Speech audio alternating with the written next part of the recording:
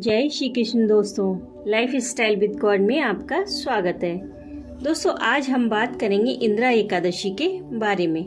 इसका क्या महत्व है, क्या पूजा विधि है और क्या शुभ मुहूर्त है और किस दिन इस व्रत को किया जाएगा, सब कुछ आपके साथ शेयर करूंगी। क्योंकि यह एकादशी पितृपक्ष में आती है, तो पितरों की कृपा प्राप्त करने के लिए आपको हमेशा की तरह एक अचूक उपाय भी बताऊंगी, जिसे करने से आपकी शारीरिक, मानसिक और आर्थिक सभी प्रकार की समस्याएं, जिनकी वजह से आप काफी लंबे समय से परेशान थे, वो सारी समस्याएं आपकी हमेशा के लिए दूर हो जाएंगी। लेकिन आगे बढ़ने से पहले अगर आपने मेरे चैनल को अभी तक सब्सक्राइब नहीं किया है तो प्लीज चैनल को सब्सक्राइब कर लीजिए, साथ में बेल आइकन को भी प्रेस करिए ताकि सभी वीडियोस की नोटिफिकेशन आपको समय से मिलती रहे। तो आइए सबसे पहले जान लेते हैं कि इंदिरा एकादशी का शुभ मुहूर्त क्या है और किस दिन इस व्रत को किया जाएगा।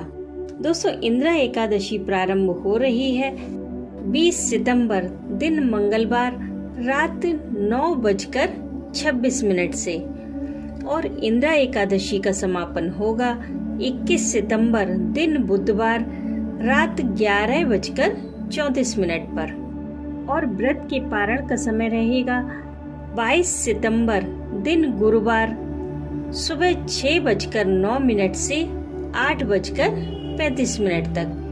तो दोस्तों, 21 तारीख को हमें सुबह से ही एकादशी मिल रही है सूर्योदय के समय से।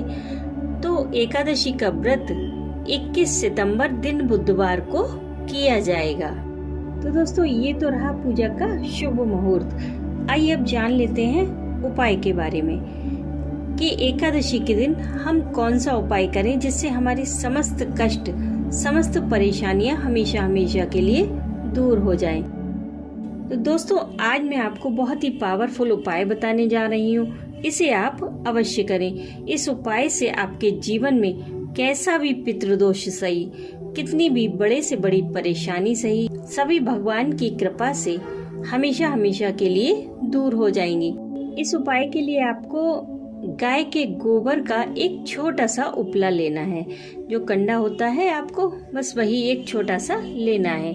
अगर आपको गाय के गोबर का उपला ना मिले तो आप कोई सा भी उपला ले सकते हैं, या फिर आप आम की लकड़ी का भी इस्तेमाल कर सकते हैं। और दूसरे आपको चाहिए थोड़े से काले तिल। अब जानते हैं इस उपाय को कब करना है। इस उपाय को आप एकादशी वाले दिन शाम के समय करें। दिन छिपने के समय पर आप इस उपाय को कर सकते हैं। दोस्तों, अगर आप एकादशी का व्रत कर रहे हैं तो बहुत अच्छी बात है, और अगर आप एकादशी का व्रत नहीं कर रहे हैं तब भी आप इस उपाय को कर सकते हैं, लेकिन करना आपको शाम के समय में ही है। सुबह इस उपाय को नहीं करना है। दोस्तों, जब आप इस उपाय को करें तो एक चौकी पर पीले रंग का कपड़ा बिछा लें। उस पर भगवान विष्णु की फोटो को विराजित कर लें। अगर भगवान विष्णु ना हो तो शालिग्राम की फोटो को विराजित कर लें, या फिर लड्डू गोपाल को भी आप विराजित कर सकते हैं। और अब आप जो उपला आपने लिया है उसे आप गैस पर जला लीजिए। जलाकर आप एक प्लेट में रख लें। भगवान विष्णु की फोटो के सामने आप उसको रख लें।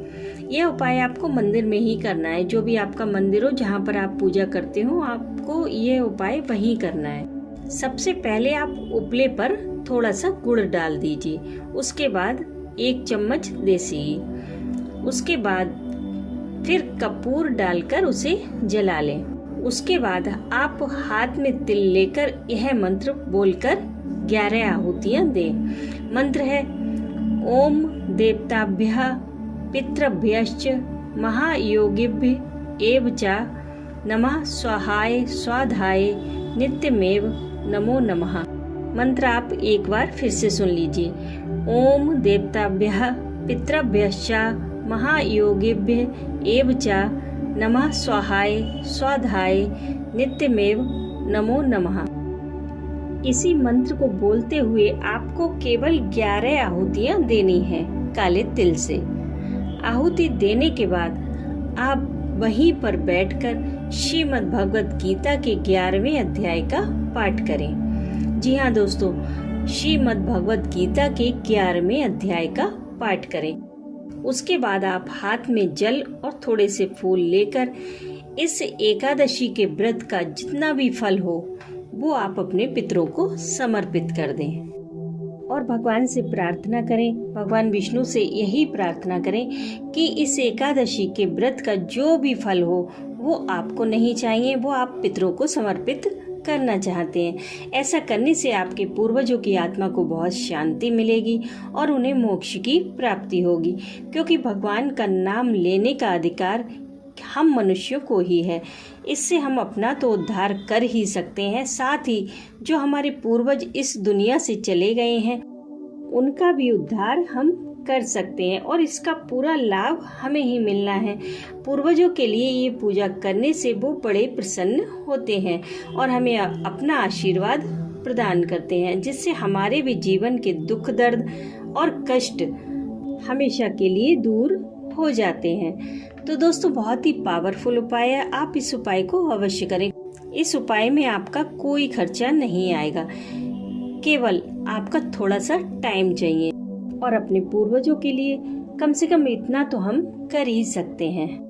तो दोस्तों, आइए अब जानते हैं इस एकादशी के महत्व के बारे में। अश्विन मास की कृष्ण पक्ष की एकादशी को इंद्रा एकादशी कहा जाता है।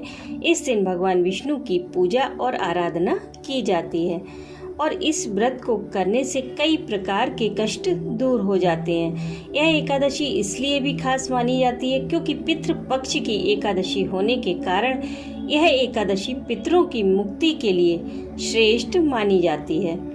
पितृ पक्ष में मनाई जाने वाली इस एकादशी से पितरों को मुक्ति मिलती है और दूसरे लोक में उनकी आत्मा को शांति मिलती है। इस एकादशी का महत्व इतना है कि जो व्यक्ति इस एकादशी का व्रत रखता है तो उसका फल उसे मृत्यु के पश्चात भी मिलता है। इसके प्रभाव से व्यक्ति के सभी पापों का नाश होकर उसे स्वर्ग लोक की प्राप्ति होती है।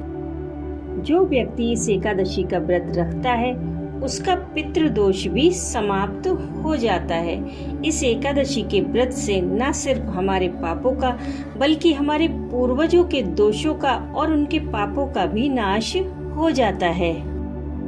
इस एकादशी के नियम भी दशमी तिथि की शाम से शुरू हो जाते हैं। शाम के समय हमें भोजन नहीं करना चाहिए और अगर किसी वजह से हम भोजन करें भी तो हमें सात्विक आहार लेना चाहिए, यानी कि हमें प्याज, लहसुन या फिर किसी और तरह के तामसिक पदार्थों का त्याग करना चाहिए। चावल का भी त्याग हमें दशमी तिथि की शाम से ही करना चाहिए। एकादशी वाले दिन सुबह ब्रह्म मुहूर्त में उठें, पानी में थोड़ा सा गंगा जल मिलाकर स्नान करें, स्वच्छ वस्त्र धारण करें, फिर सर्वप्रथम भगवान सूर्य को अर्घ्य दें। उसके बाद मंदिर में आकर मंदिर की साफ सफाई करें, फिर भगवान शालिग्राम को पंचामृत से स्नान कराएं और एक चौकी पर विराजित कर लें। अगर आपके पास शालिग्राम नहीं है तो आप भगवान विष्णु को या फिर लड्डू गोपाल को भी विराजित कर सकते हैं। उसके बाद आप सबसे पहले इंद्रा एकादशी के व्रत और पूजा का संकल्प लें। फिर सर्वप्रथम भगवान गणेश की रोली, चंदन, धूप, दीप आदि से पूजा करें, उन्हें दूर्वा अवश्य समर्पित करें। उसके बाद भगवान विष्णु और भगवान शालिग्राम का कुमकुम, चंदन, धूप, दीप, पुष्प आदि से पूजन करें। ओम नमो नारायणाय या फिर ओम नमो भगवते वासुदेवाय का एक माला जाप अवश्य करें। इस दिन आप विष्णु सहस्त्र नाम का भी पाठ कर सकते हैं और अगर आपको सुबह में समय नहीं है तो आप शाम को भी विष्णु सहस्त्र नाम पढ़ सकते हैं। पूजा के बाद इंद्रा एकादशी की कथा अवश्य पढ़ें या फिर आपके पास टाइम नहीं है पढ़ने का तो आप सुन भी सकते हैं। शाम को फिर से पूजा अर्चना करें। पूरे दिन भगवान विष्णु के मंत्रों का जाप करते रहें। दूसरे दिन यानी कि द्वादशी वाले दिन सुबह उठकर पूजा आराधना करने के बाद अपने व्रत का पारण करें। दोस्तों, पारण की अवधि में आप अपने व्रत का पारण अवश्य कर लिया करें, लेकिन पारण से पहले व्रत का दान निकाला जाता है और दान हमेशा जरूरतमंद को दिया जाता है। इसलिए आप जो भी दान निकालें वो हमेशा यही कोशिश करें कि किसी जरूरतमंद तक पहुँचे। दोस्तों, कई सारे लोग पारण की सही विधि नहीं जानते हैं। पारण के समय आपको एक तुलसी का पत्ता लेकर पानी के साथ निकलना होता है और साथ में हमें गायत्री मंत्र को भी बोलते जाना है। बस आपके व्रत का पारण हो जाएगा। और हाँ दोस्तों, अगर आप एकादशी का व्रत नहीं कर रहे हैं तब भी आप इस उपाय को कर सकते हैं। आप भगवान विष्णु की पूजा आराधना उसी तरह करें जैसे एकादशी वाले दिन की जाती है। उसके बाद आप यह उपाय शाम के समय कर लीजिए और जो भी आप पूजा करें, जो भी आराधना करें भगवान विष्णु की, बस वही सब कुछ अपने पूर्वजों को समर्पित कर दें। इससे अगर आपके जीवन में कोई कष्ट चल रहे हैं, कोई पितृ दोष चल रहा है जो आपको पता नहीं है, या फिर आपका कोई काम बन नहीं रहा है, या फिर काफी लंबे समय से आप आर्थिक तंगी से जूझ रहे हैं, वो सारी मुश्किलें आपकी धीरे धीरे समाप्त हो जाएंगी। तो दोस्तों, वीडियो आपको कैसी लगी कमेंट करके जरूर बताइएगा। भगवान पर अपना विश्वास बनाए रखिए और कनेक्ट करिए अपने लाइफ स्टाइल को गॉड के साथ। मैं मिलती हूँ आपसे नेक्स्ट वीडियो में। तब तक के लिए राधे राधे।